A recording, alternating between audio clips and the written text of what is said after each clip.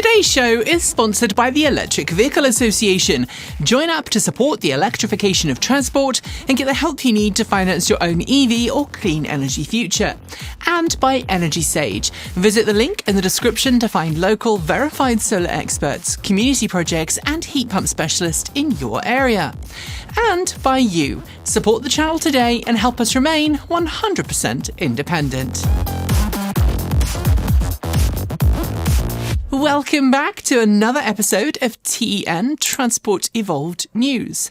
Thanks for joining me, and before you ask, no, we don't have the slate reveal in this week's show. Wait, who am I kidding? Of course we do, but we're producing this segment slightly differently because we couldn't record it ahead of our filming time. So you don't get my ugly mug, just this truck. And what a truck.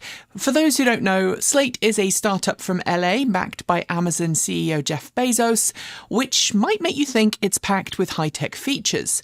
Surprisingly, though, it's the exact opposite. It's shorter than a current generation Honda Civic, is a two-seat pickup, and it can also convert into an SUV.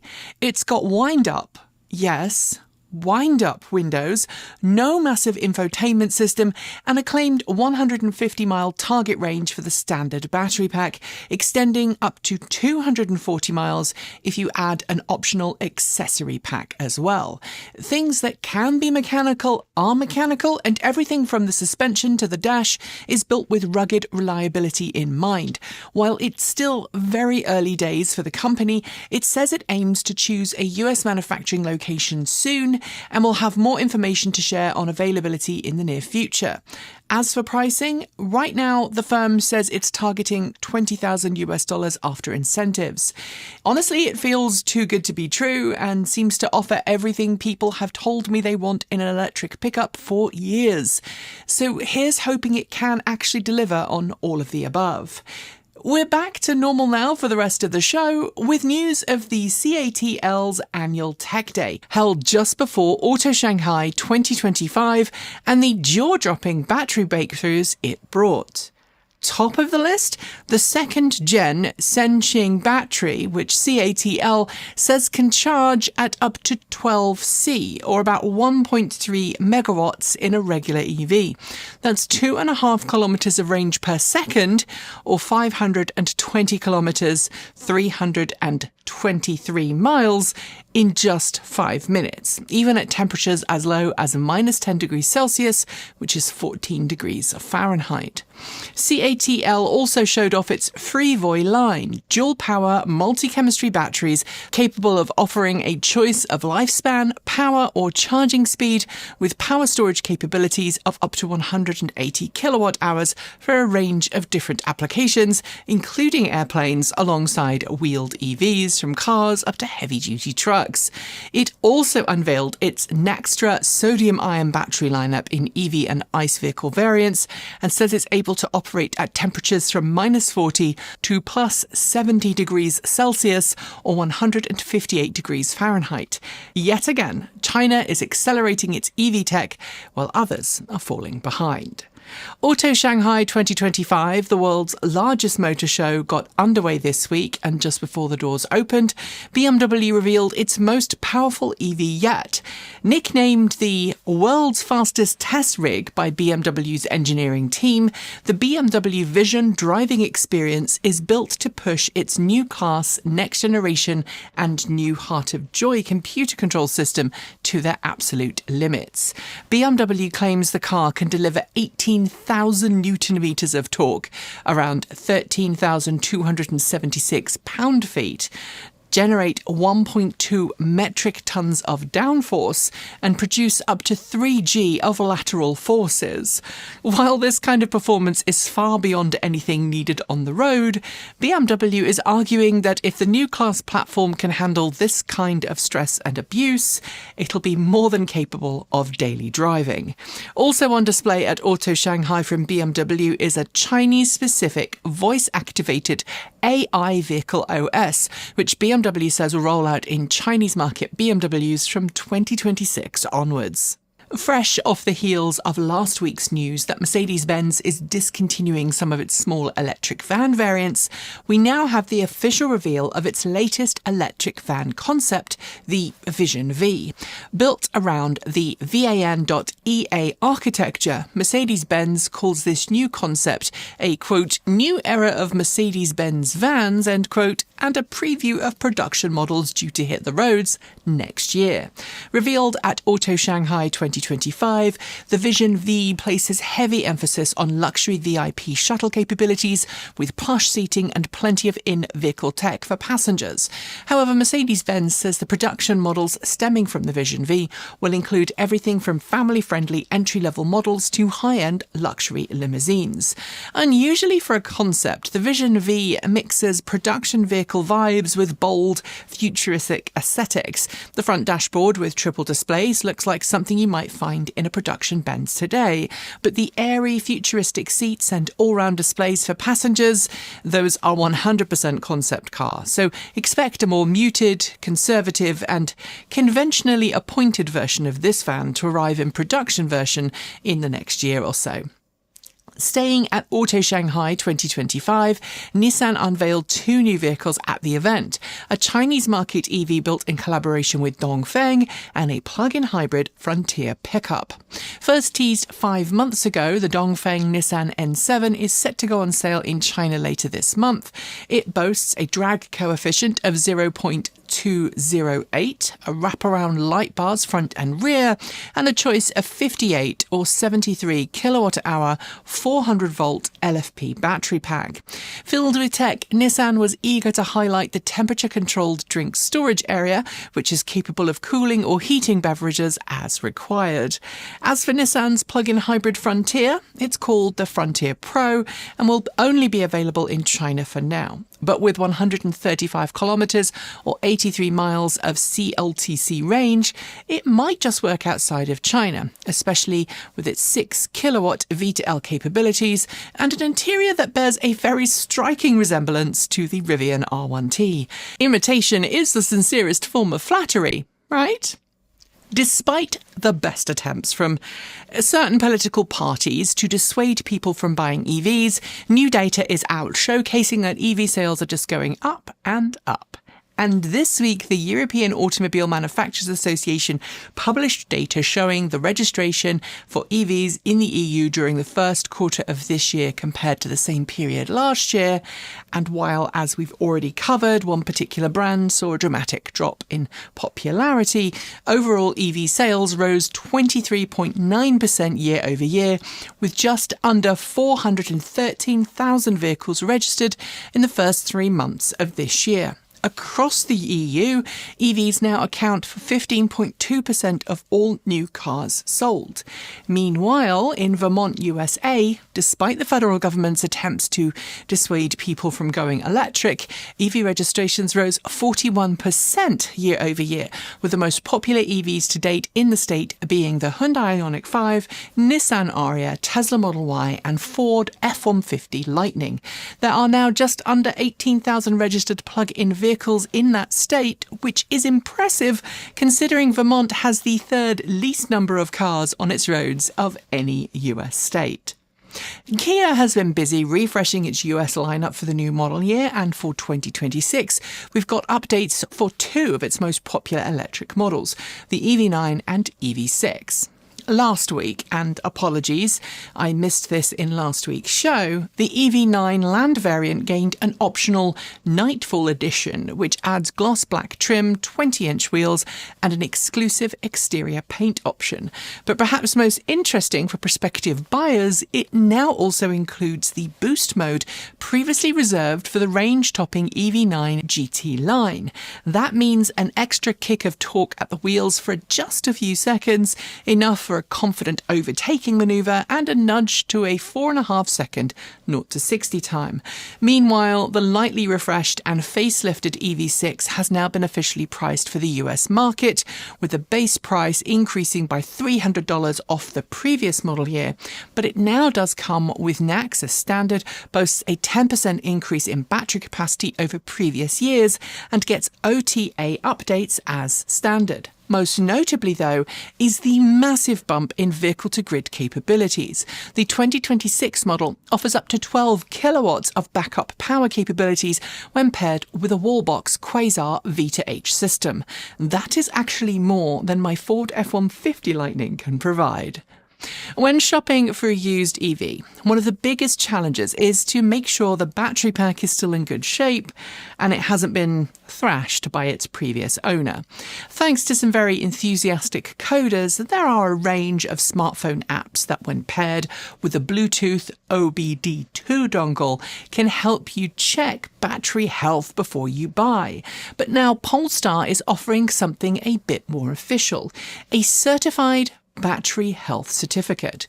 Launched this week in the UK, the programme is currently only available if you're buying a pre-owned Polestar directly from the brand. But every certified pre-owned Polestar will now come with that battery health certificate as standard, along with a complimentary home charging station and a 112-point vehicle inspection. Polestar, like its sibling brand Volvo, is working hard to walk the walk on sustainability and says this move is all about encouraging more people to consider used EVs rather than defaulting to a brand new model, or in fact, skipping EVs entirely. I've managed to get this far into the show without diving into US politics, but I'm afraid it's time to address the White House's ongoing attempts to curb renewable energy growth. This week, the Commerce Department announced a new move that could have major repercussions for the solar industry. Tariffs as high as 3,500% on solar panels imported into the US from some parts of East Asia.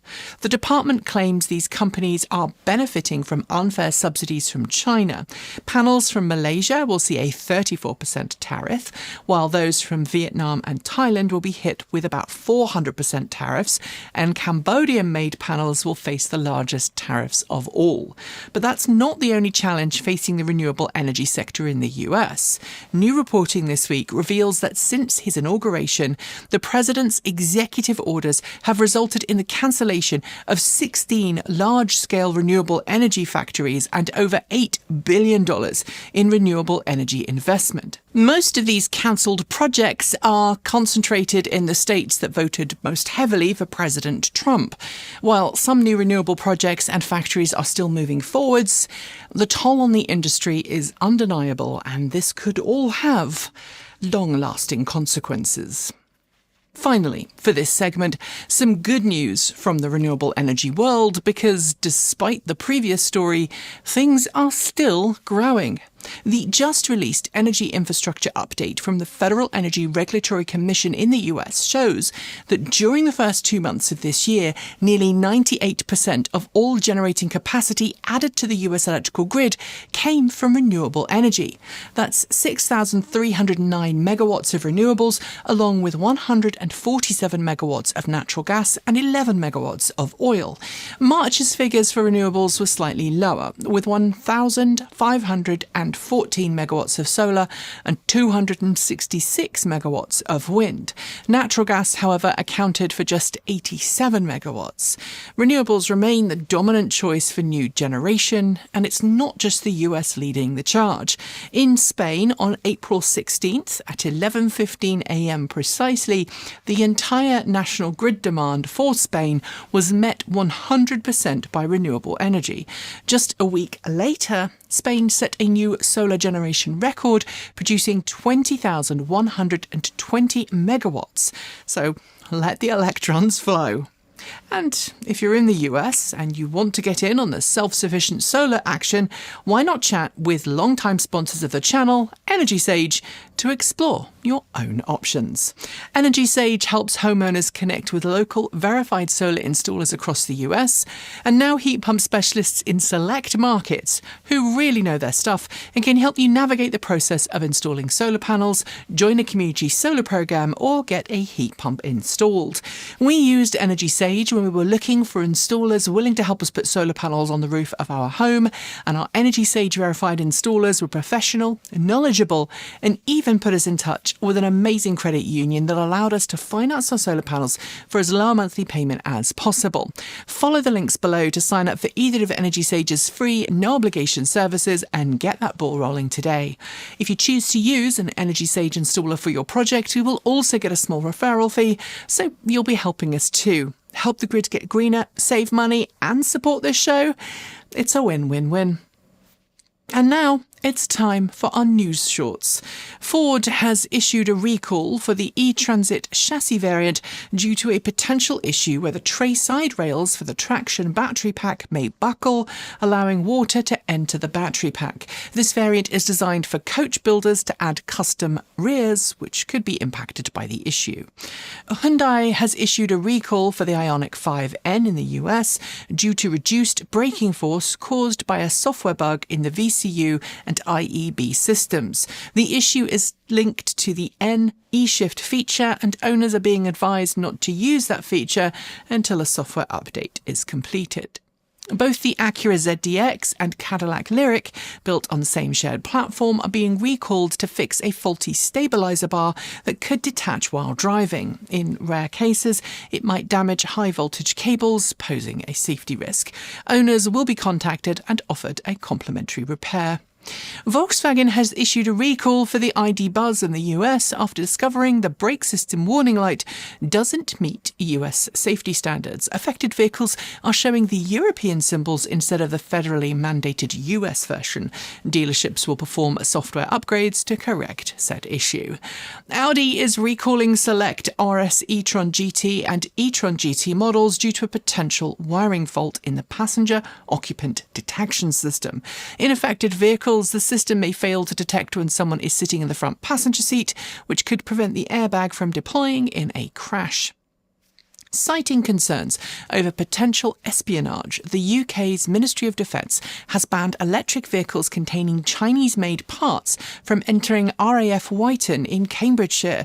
Both visitors and staff must now park at least 2 miles away from sensitive areas of the base if they have such a vehicle, as a precautionary measure tied to national security. OMV, the partly state-owned fuel company in Austria, has announced it will close all of its publicly accessible hydrogen refueling stations. Instead, the company will shift its focus to expanding EV charging infrastructure. It's the latest in a line of companies moving away from hydrogen to invest instead in EV tech.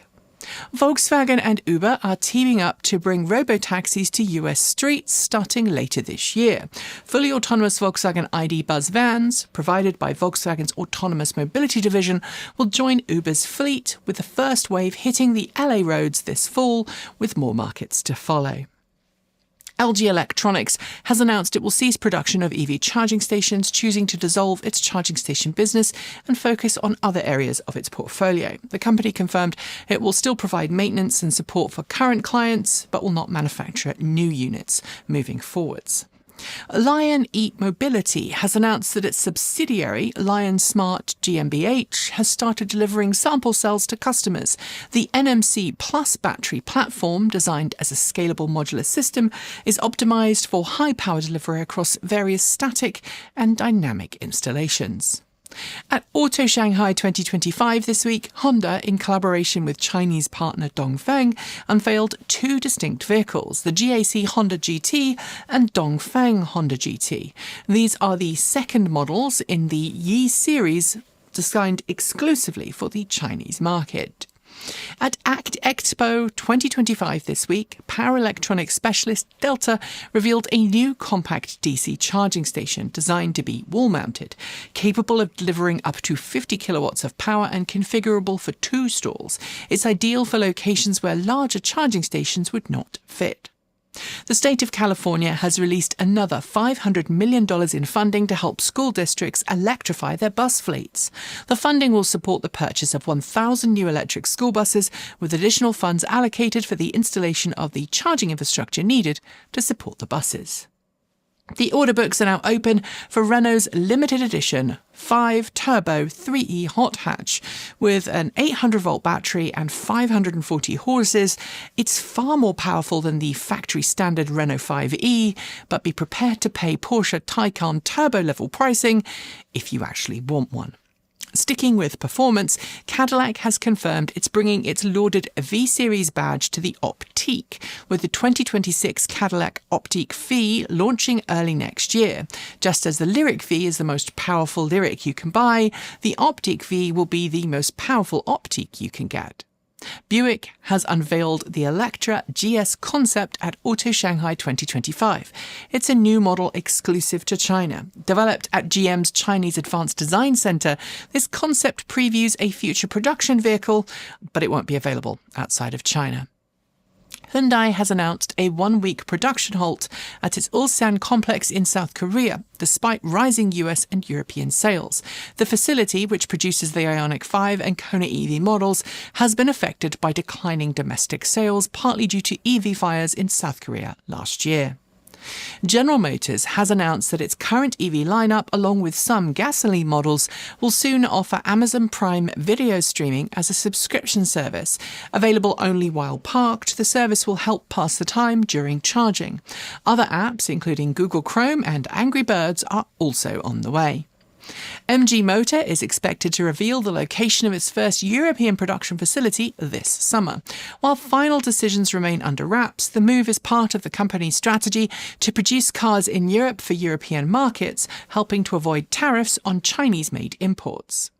UK battery specialist Altilium has broken ground on what it claims will be the UK's first large-scale EV battery recycling and refining facility.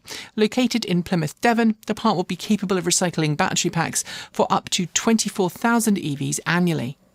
Volkswagen pulled the covers off 3 new electric concept cars at Auto Shanghai 2025 this week: the ID Aura, ID Era and ID Evo. Together, they preview the company's future EV lineup, with Volkswagen pledging to launch 20 brand new energy vehicles in China over the next 2 years. BP Pulse has rolled out time-of-use pricing at its US charging stations in an effort to ease congestion and lower costs for drivers. By adjusting rates based on demand, the company hopes to encourage off-peak charging when energy is cheaper for it and stations are less busy. Mazda has pulled the wraps off its latest all-electric model for China, the EZ60. This crossover SUV, roughly the same size as a Tesla Model Y, packs some serious tech inside, including a massive 26.45-inch ultra-wide 5K display and a large augmented reality head-up display for next-gen driving info. It's official. Mercedes-Benz is introducing yoke steering wheels and steer-by-wire technology to its lineup. Unveiled this week in a prototype EQS, the system is designed to offer customizable steering feel and responsiveness. However, significant regulatory hurdles remain before the tech can be widely adopted in all markets.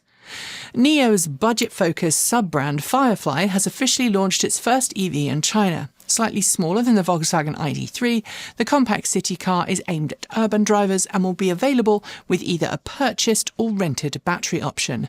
A European debut in select markets is planned this autumn.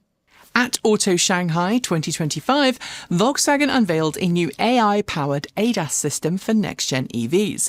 Developed by Car IAD in collaboration with Carizon and GAIA, the system offers what Volkswagen calls Level 2++ driver assistance, which is an enhanced take on traditional Level 2 autonomy. A fully solar-powered electric bus depot has opened in Surat, Gujarat, in India. It's India's first such depot. The project, which powers the city's electric bus fleet entirely with solar energy, was funded through a mix of local investment and support from a German government agency. Dutch startup Flynt has revealed its first all-electric delivery van targeting the mid-size light commercial segment. With a 100 kilowatt-hour LFP battery, it promises up to 500 kilometres, 310 miles of range per charge, and is set to go on sale next year.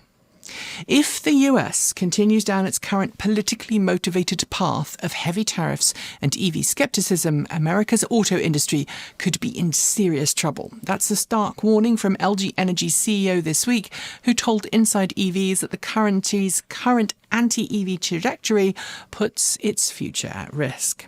If you're wondering where in the US you can save the most money by driving electric, look no further. New data from Payless Power shows that Washington State, Nevada, Oregon, and surprisingly Alaska top the states where you can make the most EV savings. If you're ready to dump the pump, these states offer you the biggest bang for your buck. The UK government has banned Great British Energy from purchasing solar panels with components linked to forced labour in China's Xinjiang region following research on Uyghur Muslim exploitation in polysilicon production. The ban targets panels with confirmed forced labour connections, not all Chinese-made panels. Washington's State Department of Commerce has launched a new round of grants totaling $36.6 million to support clean energy projects statewide. The funding will assist planning, design and implementation, benefiting low-income neighbourhoods and tribal nations.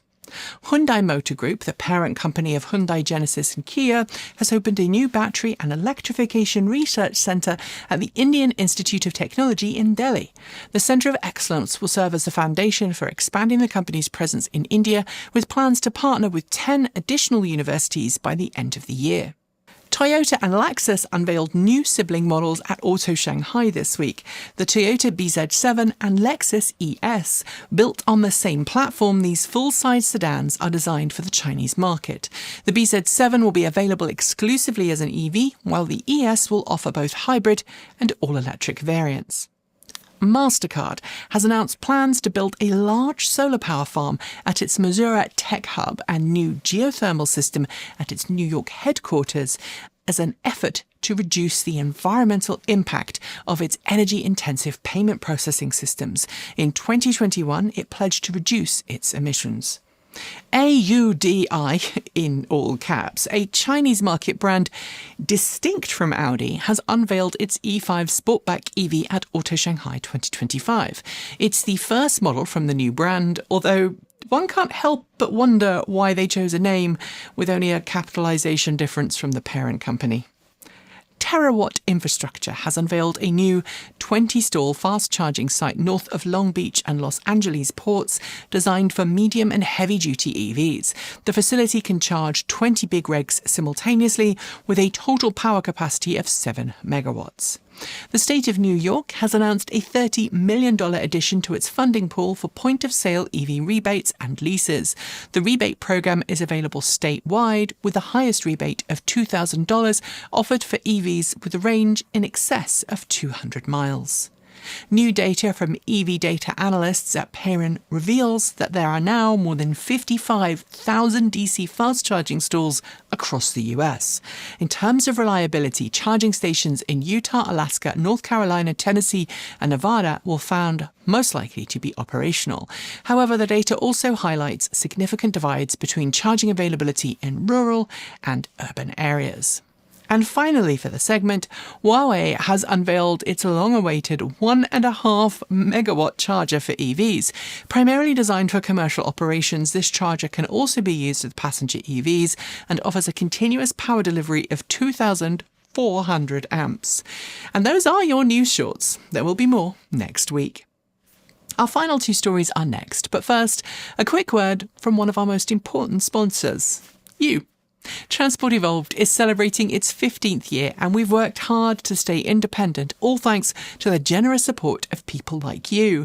We've always kept our content free and hope to continue doing so, but our model relies on your support. Right now, we need that support more than ever. YouTube's changing policies and its ongoing disregard for creators outside of the million subscriber club have made things much harder, and harassment from people who troll us has now extended to trolling one of our clients, which caused us to lose their business. This has left us with a significant income shortfall. We're doing everything we can to keep going, but without an increase of about $2,000 a month in support, our future here will be limited. If you're able to help, please consider supporting us on Patreon.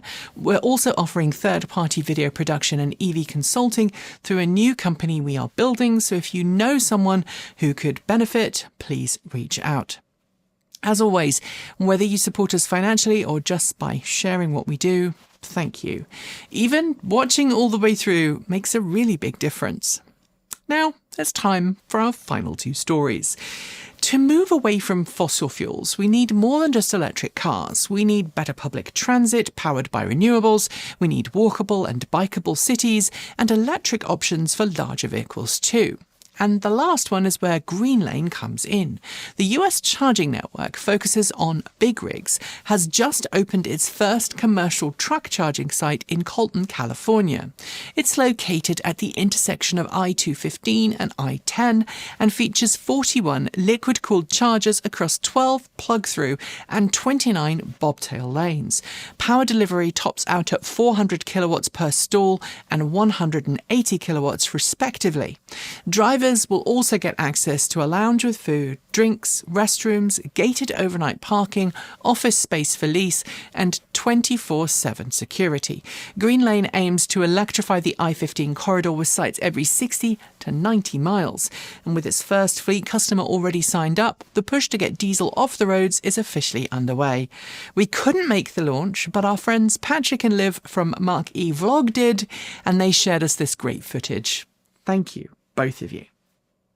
And finally, the BMW i3 may no longer be in production, but it remains one of the most influential EVs of its generation, at least I think so. It was the first EV to really prioritise efficiency through weight reduction rather than just making ever larger battery packs. While BMW eventually abandoned the i3's carbon fibre reinforced plastic construction in favour of more conventional designs for future models, I've frankly always had a bit of a soft spot for it. Sure, the range-extended models developed a bit of a reputation, but the all-electric versions proved surprisingly robust, and many are still on the road. Over its lifespan, the i3's battery capacity grew from 20 kilowatt-hours to 40, and now there's a new option. Chinese company Martigi Manufacturing has announced a 54 kilowatt-hour CATL-made NCM battery pack that can serve as a drop-in upgrade. It's also offering similar upgrades for the Renault Zoe and Volkswagen e-Golf, and at just under $6,000 before shipping, it's not exactly cheap, and depending on your location, import logistics could be a hassle. But honestly, it's encouraging to see options like this emerging. Extending the life of older EVs with upgraded battery packs is far better than sending them to the scrapyard before their time is up. And on that note, we are done for today. So please don't send me to the scrapyard just yet. As always, a massive thank you to the Electric Vehicle Association for sponsoring today's show. The EVA has been advocating for electric vehicles since 1967, and they believe, just like we do, that our future depends on us making the switch to clean, green electric transportation today. They can connect you with EV educators, local meetups, and even help you make your own transition. And if you become a member, you'll gain access to a clean energy and EV loan program created in partnership with the Colorado Clean Energy Credit Union. You can find out more at myeva.org. And thanks also to Energy Sage. Follow the link below to connect with trusted, verified solar experts who can help put panels on your roof, help you join a community solar program, or even get a heat pump installed. Taking control of your energy future has never been easier. And if you made your transport or energy cleaner this week, whether that's switching to an EV, installing solar, or just choosing to walk, good job. That's how real change starts. If you'd like to support this channel, remember you can do that from just $1.50 a month on Patreon.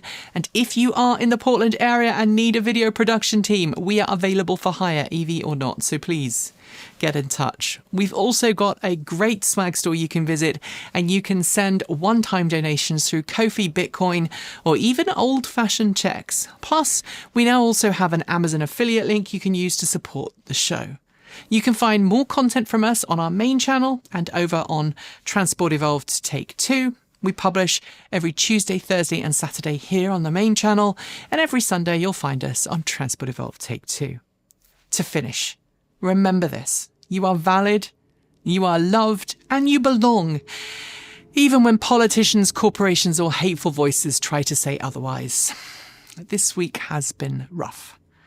I have honestly felt nothing short of betrayed by my birth country of the UK, and I know that I'm not alone in that feeling. For many of us, it just feels like things are just continuing to get worse. But we have to keep going. And please know that it's also okay not to be okay. It's okay to feel angry, scared, overwhelmed. It's okay to cry. It's okay to need to take a break. I've done plenty of all of that recently.